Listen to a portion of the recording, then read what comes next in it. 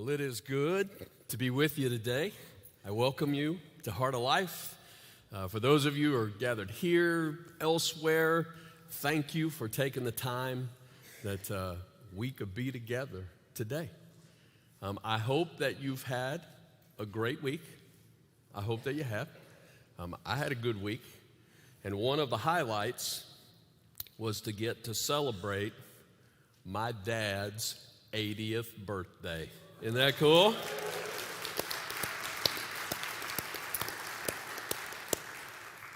I am proud of my dad. I am. And I am grateful for his influence on my life. And to get to celebrate 80 years of that, that's pretty cool stuff for me. Pretty cool stuff. Today, we are starting a new teaching series, and I think the best way to set this up for you is to tell a story. When actually it's going to be several stories that I'm going to weave together in the beginning to get to the point, all right? So early in the New Testament, the answer to the question, what is required for salvation, is answered clearly. It is by grace, through faith in Jesus alone.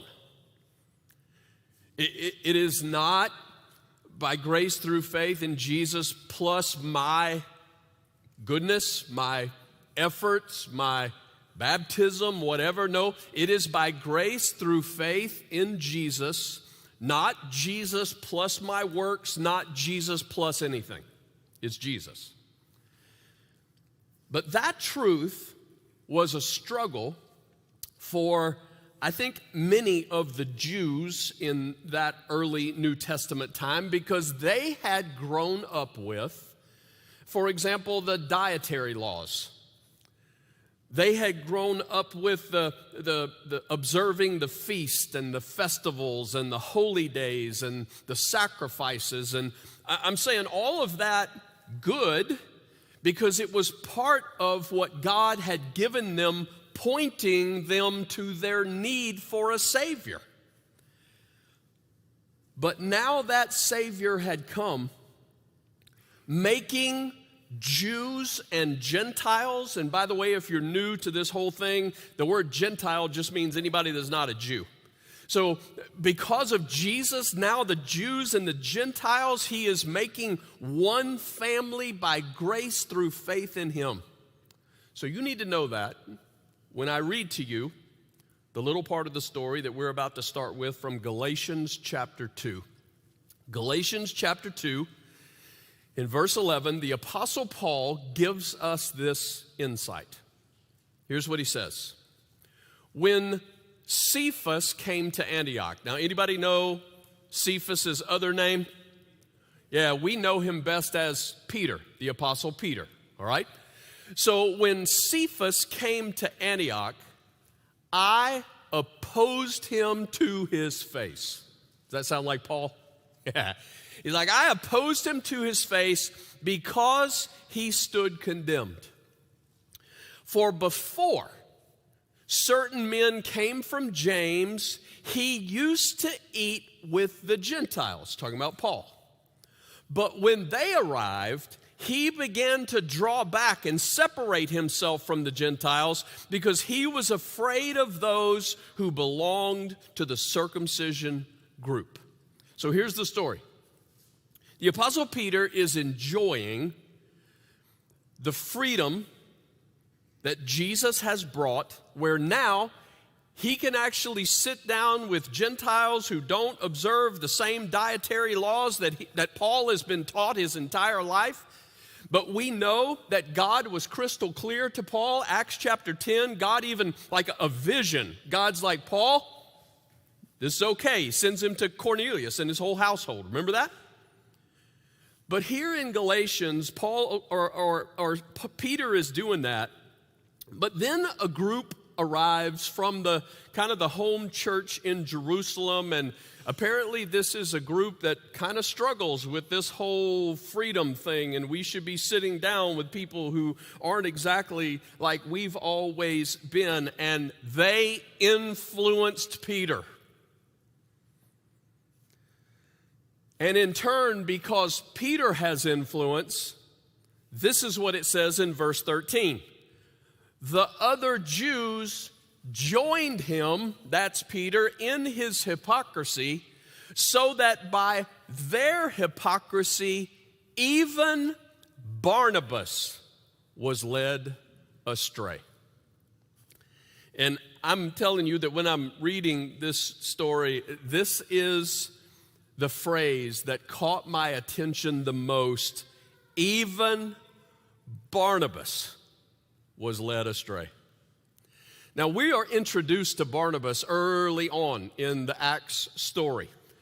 In Acts chapter 4, verse 36, for example, we are told Joseph, a Levite from Cyprus, whom the apostles called Barnabas, which means son of encouragement. Son of encouragement. Now, you hear people get called sons of stuff a lot, right? It happens every once in a while, but son of encouragement, man, that's good. And what we know from Barnabas is that is exactly who he was. In Acts chapter 4, man, he is incredibly generous. He is selling a piece of property to give those resources to help people who are in need. But as we continue to read his story, we realize that his heart is even bigger. For example, when Jesus causes that collision with who we now know as the Apostle Paul on the road to Damascus, it was the day, right, that Paul's life was changed and he was transformed from being someone who persecuted the Jesus followers to becoming a Jesus follower. But then we learn in Acts chapter 9, here's what follows. When he, that's Paul, who's now changed, when he came to Jerusalem, he tried to join the disciples, but they were all afraid of him. Why were they afraid of him? Because he's the one who's been putting Jesus followers in prison. They're afraid of him, not believing that he really was a disciple. Verse 27. But who? Barnabas. Barnabas took him. Barnabas took him and brought him to the apostles. He told them how Saul on his journey had seen the Lord and that the Lord had spoken to him and how in Damascus he had preached fearlessly in the name of Jesus. Barnabas alone of all those disciples in Jerusalem was willing to set aside Paul's history of persecution and give him a chance to prove that he really was a changed man. And in doing that, I mean, God used Barnabas to set up what we now know for the church, the greatest missionary, the greatest theologian that we have ever known, the Apostle Paul. Barnabas took him. Later in Acts chapter 12, as the story continues, Barnabas and Paul bring with them a young man by the name of John Mark. They bring them with him to Antioch from Jerusalem. Now, Mark's mom's name was Mary. She had a house in Jerusalem. It's actually the house where the disciples were praying on that day when Peter was miraculously, escaped prison, if you will. And so Mark grew up in Jerusalem after, right, Jesus' death and his resurrection. He knows all that's happened around all of that. Well, in Acts chapter 13, Paul and Barnabas, called by the Holy Spirit, are ready to leave Antioch and be missionaries, and they decide to take John Mark along. Let's bring him along and let him learn. But something happened in the journey, and it's wild because when you read the story, Luke only mentions it in one sentence, and Luke simply says, John left them and returned to Jerusalem. That's all he says. Well, 2 or 3 years later, after that missionary journey is done, Paul says it's time to take a second missionary journey to go back through those places where churches were started. We want to build them up and strengthen them. And when he says that, here's what we know occurs in Acts chapter 15, verse 36. Sometime later, Paul said to Barnabas, "Let us go back and visit the believers in all the towns where we preach the word of the Lord and see how they are doing." Barnabas wanted to take John, that's John Mark, also called Mark, with him. But Paul did not think it wise to take him because he had deserted them in Pamphylia and had not continued with them in the work. They had such a sharp disagreement that they parted company. Barnabas took Mark. Who did he take before? Paul. This time he takes Mark and sailed for Cyprus, but Paul chose Silas and left, commended by the believers to the grace of the Lord. He went through Syria and Cilicia, strengthening the churches. When nobody else wanted to, Barnabas takes Paul. And when Paul doesn't want to, Barnabas took Mark. And what we see in this man is a guy who believes in second chances, right? I mean, Barnabas represents a guy who he is patient with other people's failures. He's the guy you want in your corner. A guy that's generous, a guy with strength. But now if we circle back to the story that we started with in Galatians chapter 2, that Barnabas was led astray. And it's a reminder that we need to be reminded of every once in a while. Come on, even strong leaders can go astray. Just because somebody has walked faithful for a period of time, right, doesn't mean that they can't go astray. And in Barnabas' case, I want you to see, he's a son of encouragement, right? Well, check this out. Sons of encouragement are vulnerable to minimizing the importance of truth for the sake of relationships. That's what we see happen with Barnabas in that story in Galatians. Because what was at stake? It's the truth of the gospel. That's what's at stake. What does it take to be right with God, right? And Paul knows that when the truth goes, the gospel goes, and when the gospel goes, souls die. And so for people like Barnabas, sons of encouragement who have a strength, right? A strength and an inclination to stand up for people, it can also lead to a weakness. And I think that's what happens in Galatians chapter 2. Now, my question is, how come the Apostle Paul didn't fall into that same trap? Like, how come somebody like Paul doesn't fall into the same hypocrisy that Barnabas did? And I think maybe it's because Paul did not feel the same emotional empathy of those Jews who had come from Jerusalem like Barnabas did.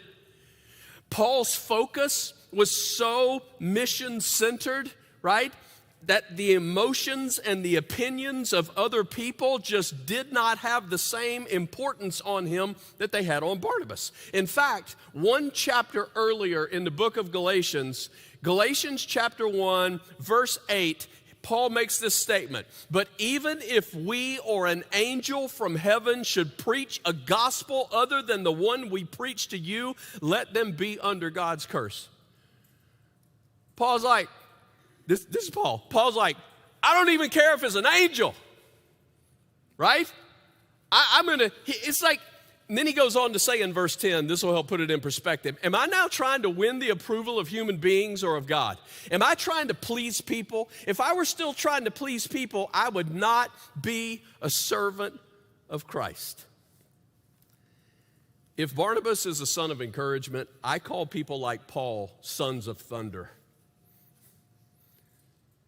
Just sons of thunder. And here's what I want you to see. Sometimes sons of thunder are vulnerable to minimizing the importance of relationships for the sake of the mission. Now, don't misunderstand what I'm saying. The mission is absolutely important. Jesus calls us to the mission. But my point is, the Apostle Paul, as strong as he was, has a tendency to say, I don't have time to deal with people like John Mark who fail. I don't have time to deal with people like John Mark who quit on us. There is a mission, and we are moving on with this mission without John Mark. I just want you to see that in both of those guys who are incredibly strong, there is also the shadow of a weakness.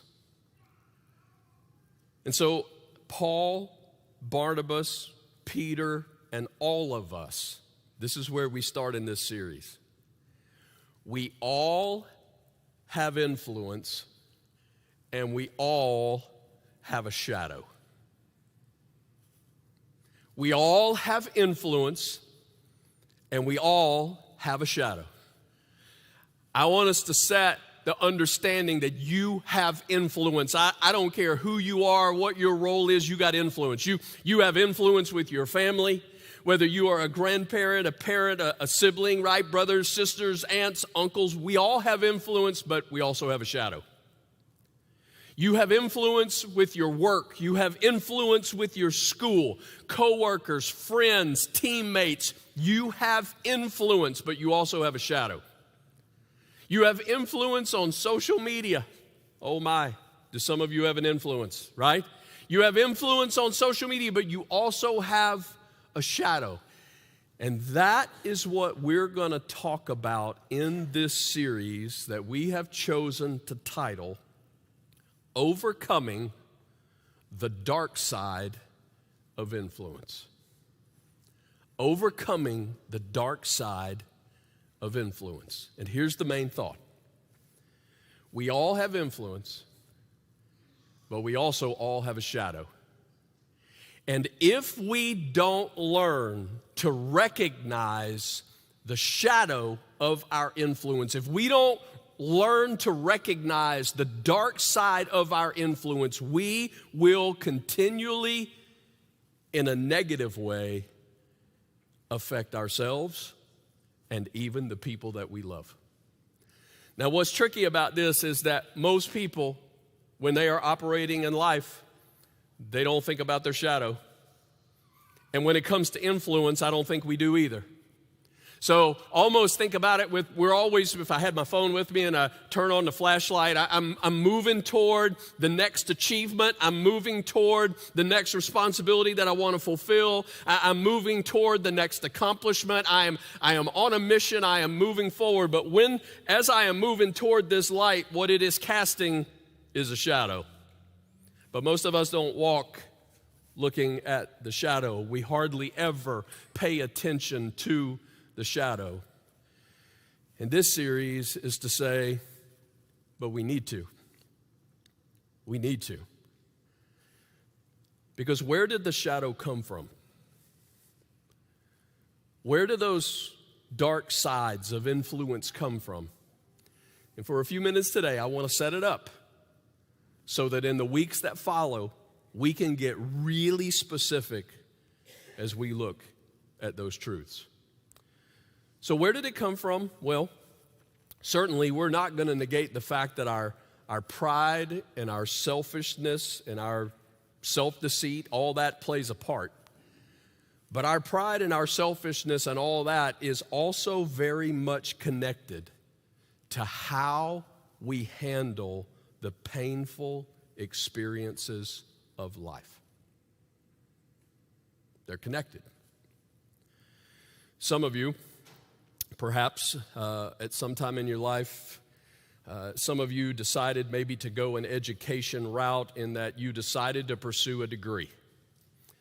And it is likely that whatever that degree may be, there are certain classes, let's say, that you are required to take, even if it's not your major, even if it's not your degree.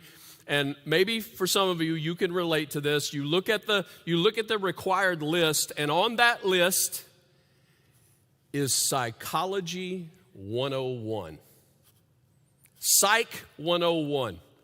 And depending on what your degree was, you're like, why do I have to take Psych 101, right? Because those classes always amaze me. They give you just enough information that you walk out of there thinking you're dangerous, right? You walk out of 101 thinking you are a psychologist, right? But they give you the info.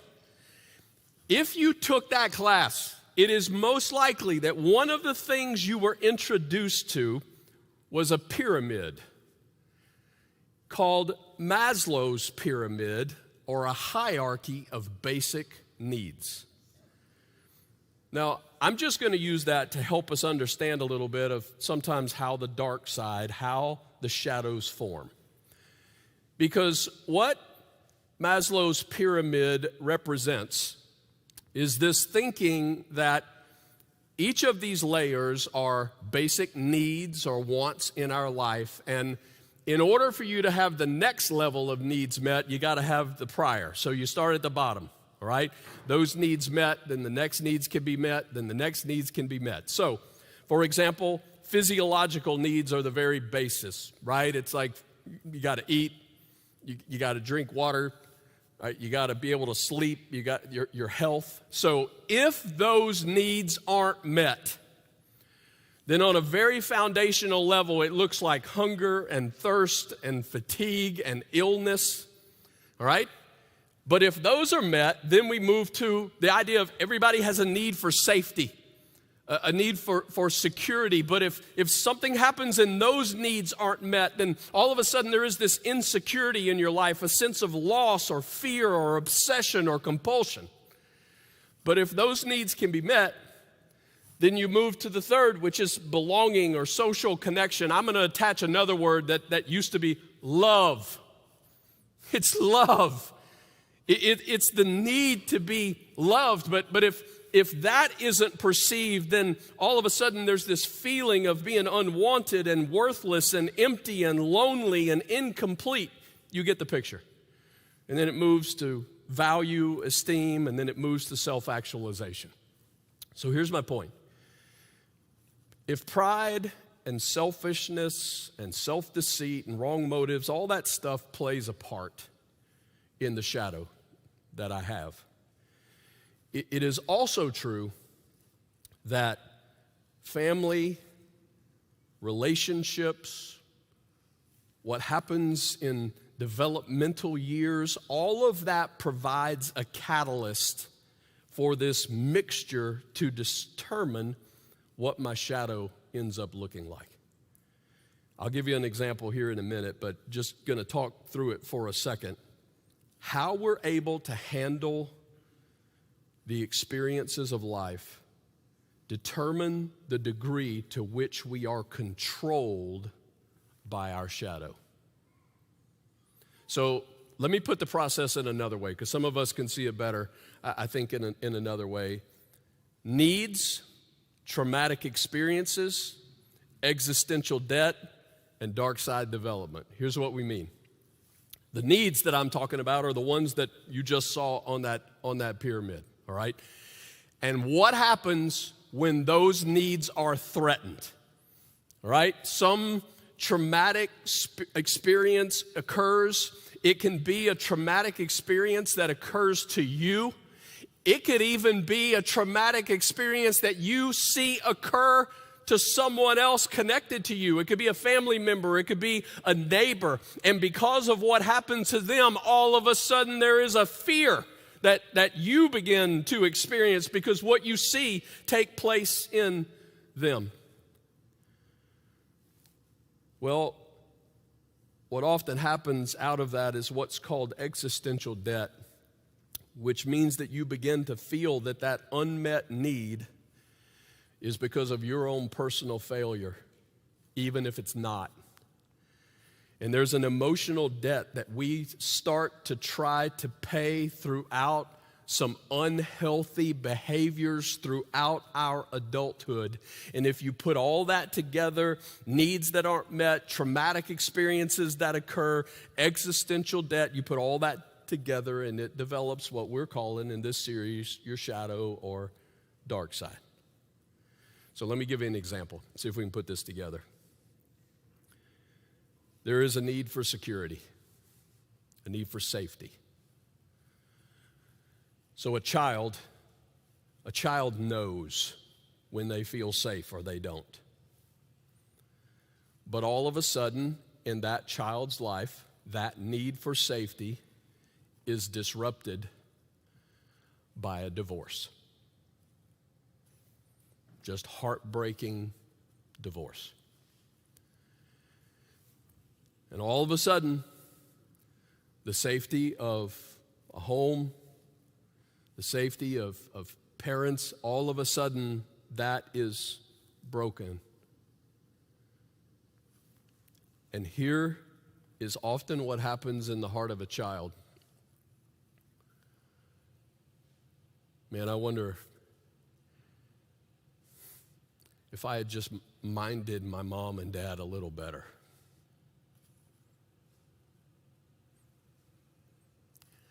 I wonder if more regularly I would have cleaned my room like my mom told me to. Would she still be here? Now, come on, we've seen the scenarios before, and what you immediately want to say to that child, it's not your fault. You didn't do it. But that's not the point in this moment, because that's what that child feels. That is their perception. And what often happens is, if they don't deal with that, their entire adult life is spent in a subconscious effort to repay the debt that they believe that they have. Even though it wasn't their fault, even though going forward they can't put the thing back together, they live with this forward view that the more significant their achievements in life can be, then it is more likely that the debt they need to pay can be repaid. Now, anybody recognize that kind of stuff? That can motivate people to do amazing things. That can motivate people to great accomplishment. That can motivate people to high levels of leadership. But the point is, what is lurking in the background is that it is being driven by a motive of guilt that comes from an enemy. It is being driven by guilt, causing a price of weariness to your soul that eventually will crush you because you never fulfill it. So, kind of summary, right? Our dark side is inclined to be overcompensation for the needs that have not been met in our lives, and it develops as we attempt to repay the existential debts of varying degrees that we've taken on. Let me give you maybe a visual. Anybody ever play Jenga? Any Jenga, Jenga? Y'all know what I'm talking about, Jenga? All right. It's kind of an old school game, but it's pretty fun. You've got 54, I think it is, typically wooden blocks. And you stack the blocks to where it builds a tower. And then you take turns removing the blocks from within the tower. Don't knock down the tower. That's the goal. Don't let the tower fall, but you remove a block from the tower, and then what do you do with the block? You put it on top. You put the block on top.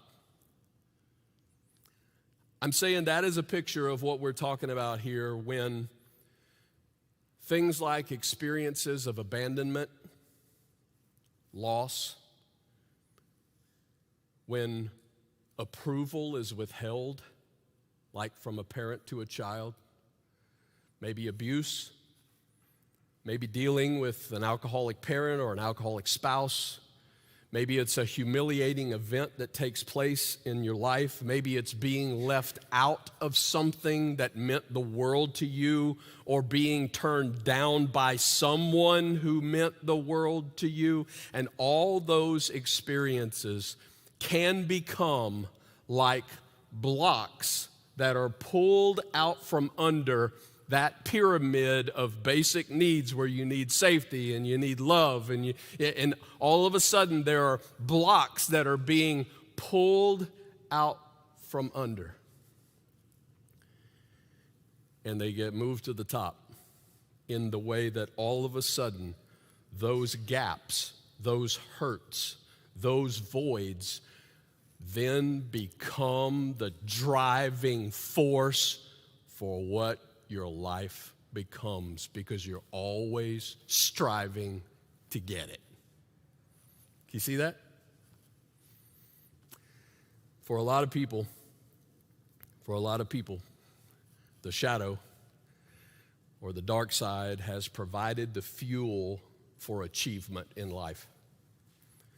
It's kind of like this silent trainer that you have who just tirelessly coaches you to keep striving and keep working and keep achieving in order to win. But when the lessons of the dark side are never learned, it drives even people who are very successful to make unwise, impulsive, unethical, immoral choices that eventually leads to failure that hurts not only themselves, but also often the people that they love the most. Well, there has got to be a better way than that. And the good news, there is. And that's why there's a series called Overcoming the Dark Side of Influence. And today, I am simply starting by, shining the light on this thing to say if we're going to overcome the dark side of influence, it's going to require our attention. It's going to require our attention. We have to be willing to go, I have a shadow. It's going to require a pause, a stop, and that's what this series represents, that for a number of weeks, and we're going to get specific. We're going to get specific in the weeks that follow of some real, I think, powerful examples of what drives many of us, and to ask the question, what's really behind that? But today we start with the fact that we have to pay attention, and that includes others' attention. All right? I don't want us to move past the truth that in the story that we read earlier between Paul and Barnabas, does anybody recognize those two dudes needed each other to walk it out faithfully? They needed each other.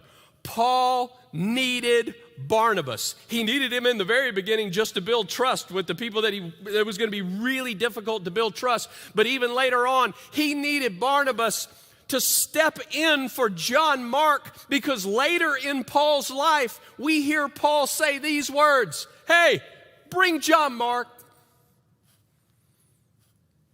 Eventually, Paul was blessed by John Mark again. And Barnabas was a part of helping to make that happen. Barnabas needed Paul. He needed Paul to help him stay grounded in the truth when Barnabas suddenly was about to slide in a direction that was not the right way to go.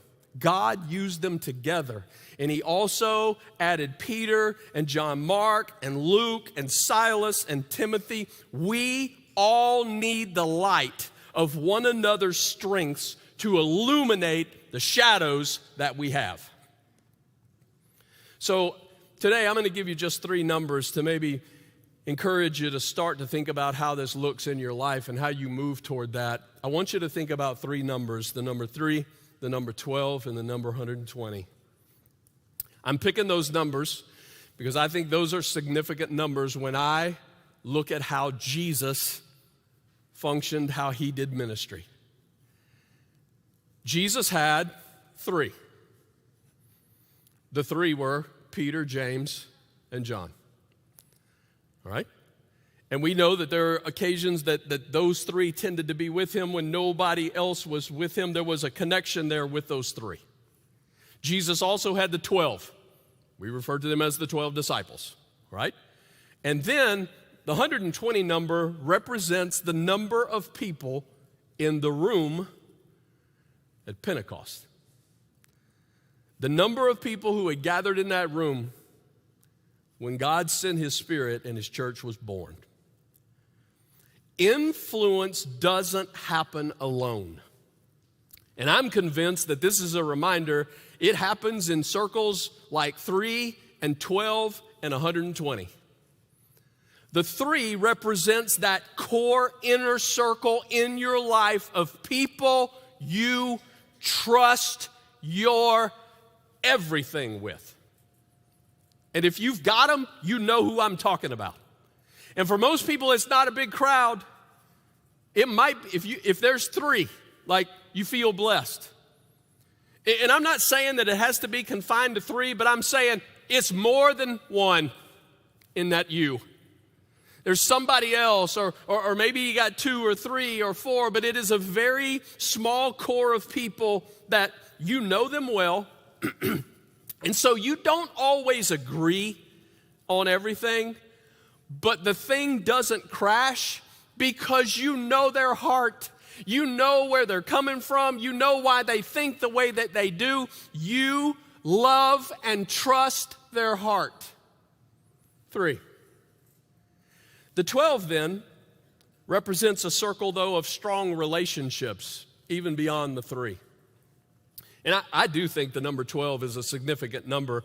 If any of you have ever had to lead teams of people, or you've ever been in any kind of setting, even something like a Bible study, it's interesting how 12 is kind of it's close to a maximum number where you can simultaneously attend to what each person is subtly thinking or feeling, right?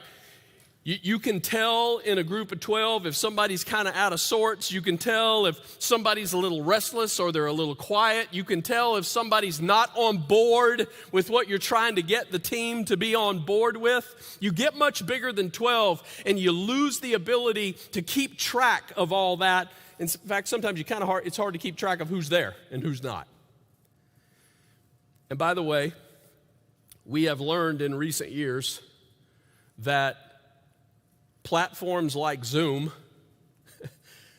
are not a good medium for building the kind of in-depth trust that you're really after.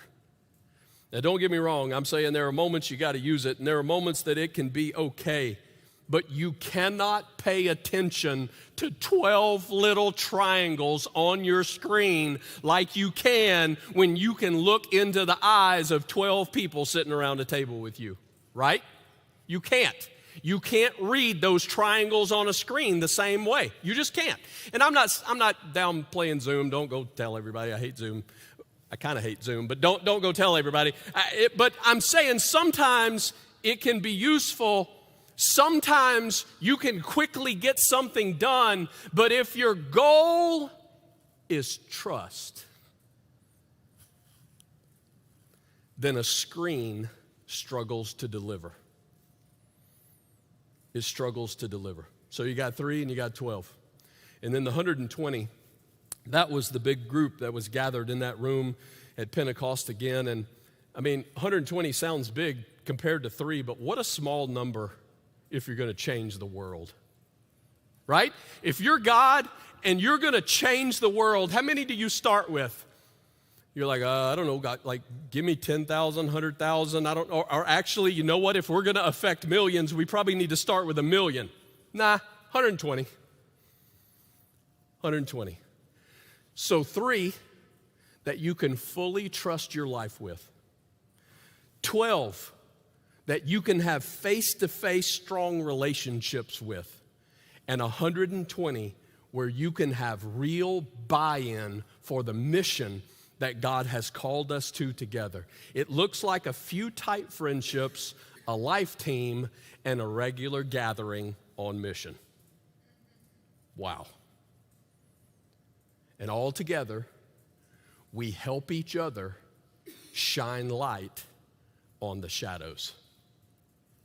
What appears to me is that I look back over the last couple of years and all that we have had to deal with, it has led people to a tendency to let their circle shrink and shrink and shrink.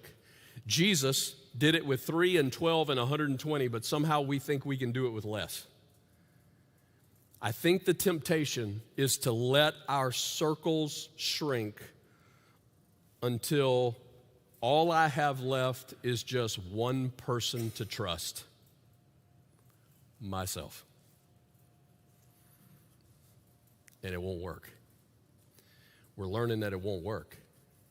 So come on, as Jesus followers, if Paul and Barnabas and Peter needed each other, you need some people. You do. You need some people. Overcoming the dark side of influence requires attention. It means that other people are a part of God's design and helping in that, but it also means our attention. So, I know this guy. He was out of town, and his car wouldn't start. Now, that's just like one of those frustrating things that happens, right? And it's bad enough when you're in a familiar territory, but he's not in familiar territory. It was also a major holiday weekend, and no automotive shops are open. But to his benefit, where he was and where he was broken down, there just happened to be a big car show going on literally in that proximity, right? So you got hot rods and all kind of cool stuff going on there, but what that also meant was car people, right? Because there's car people and then there's not car people, right? There's car people. And so he's struggling, and because they're in the proximity, all of a sudden some of those car people began to offer their help. But nobody could get the car to start. And so thankfully, he had AAA, right? He calls AAA, and despite it being a holiday, the guy shows up. So the guy shows up, starts to test the battery. It's not that. Checking all the lines. Everything looks clear, looks right. He's checking fluid level. I mean, everything looks good. It's like, what's the deal? And then all of a sudden, the AAA guy says, "You didn't happen to leave it in drive, did you?"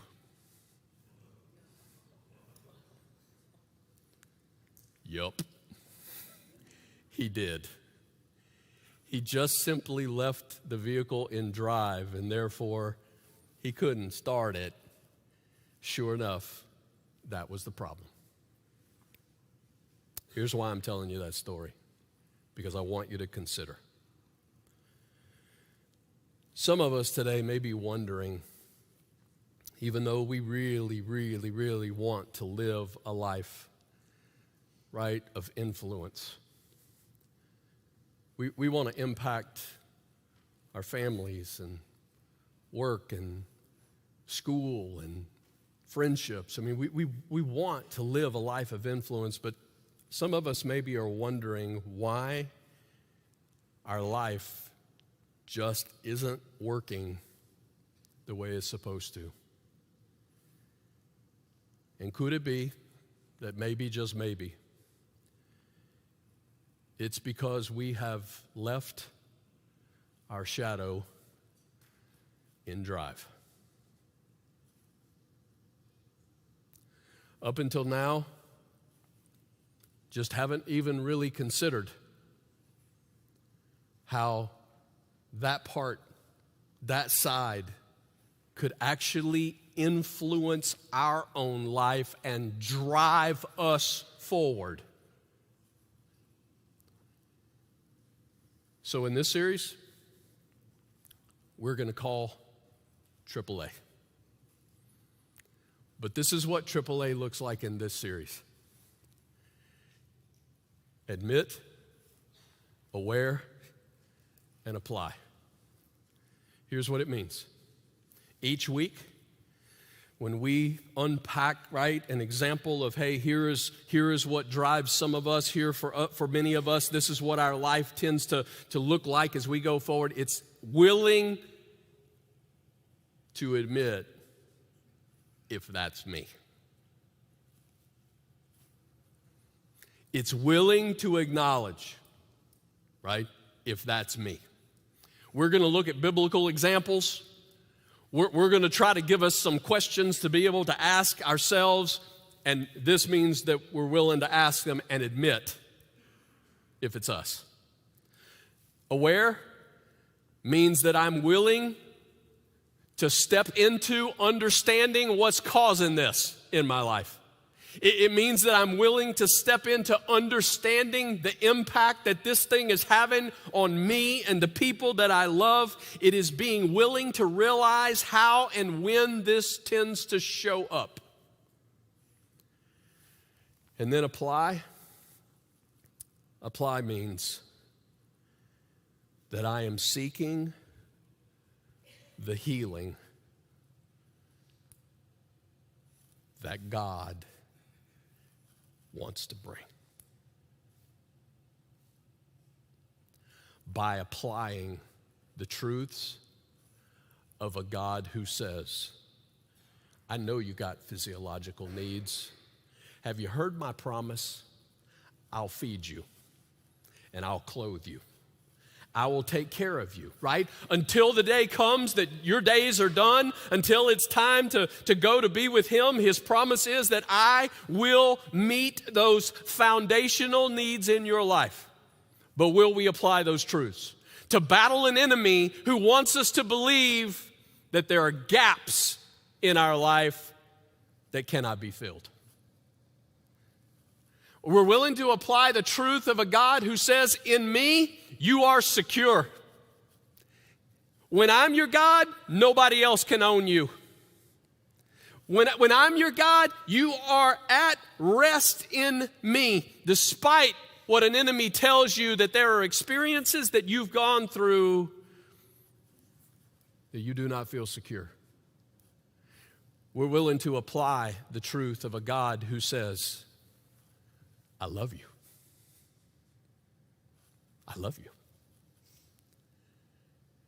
And from this point on, yes, I want you to listen to me and I want you to obey me. I want you to follow, but right, there's not a single thing that you can do to get me, your God, to love you more than I love you right now, because I love you to the fullest. And listen to me, if you think Barnabas is good at giving people second chances, you should talk to the Jesus that I know.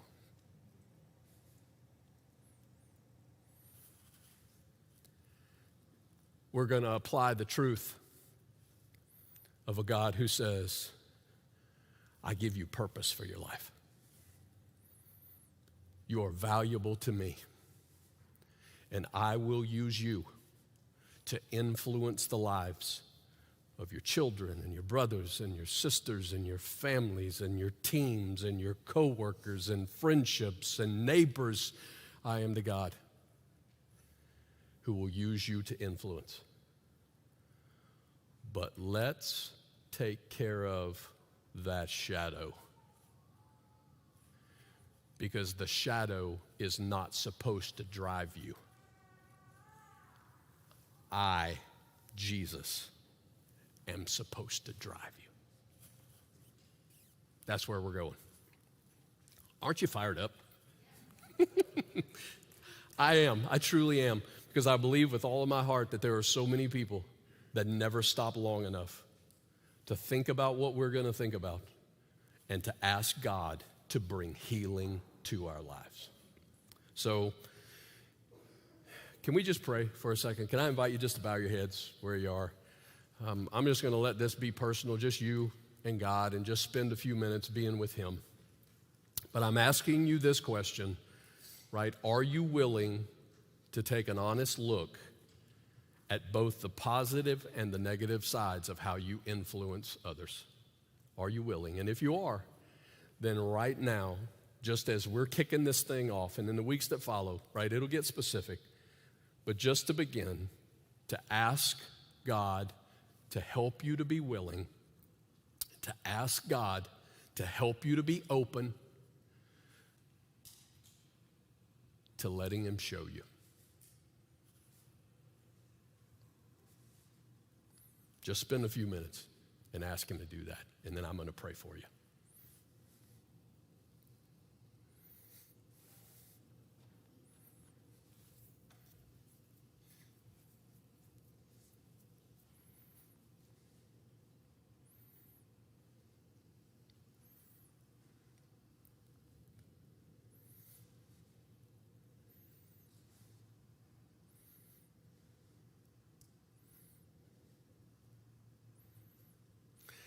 God, I am so grateful for the opportunity that you are giving us. I'm thankful already for the weeks that follow. God, the examples that you give us from your word, the principles that you show us from those stories that we can read, God, it enables us to have an opportunity to truly be honest in allowing you to show us who we are. God, I'm asking you to give us a willingness to be honest with our own heart. I'm asking you to give us a willingness to perhaps to see some relationships built with other people in your family who can help us do the same. God, for some of us, we need to be intentional about a few people that we build those relationships with. For some of us, we need to be intentional about being in a gathering that is moving forward in your mission. God, will you help us to be intentional?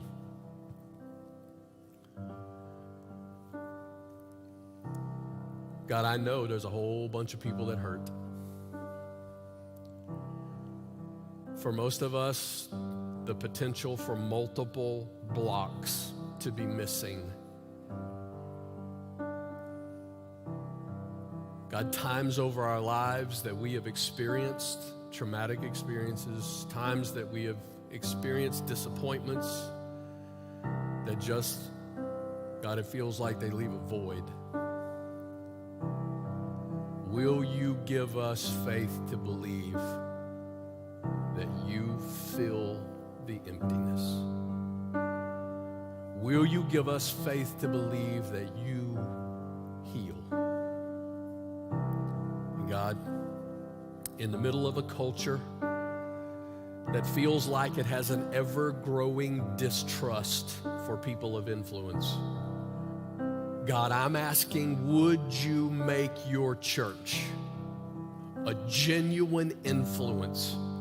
God, a people after your own heart. God, instead of us being a people who complain about living in a country where there's a lack of trust, God, we're going to ask you to make us trustful people. So God, would you heal? Would you heal? And would it be your motives and your love behind what drives our lives? I love you, Jesus, and I thank you for what you're going to do. And it's in your great name that I praise you today.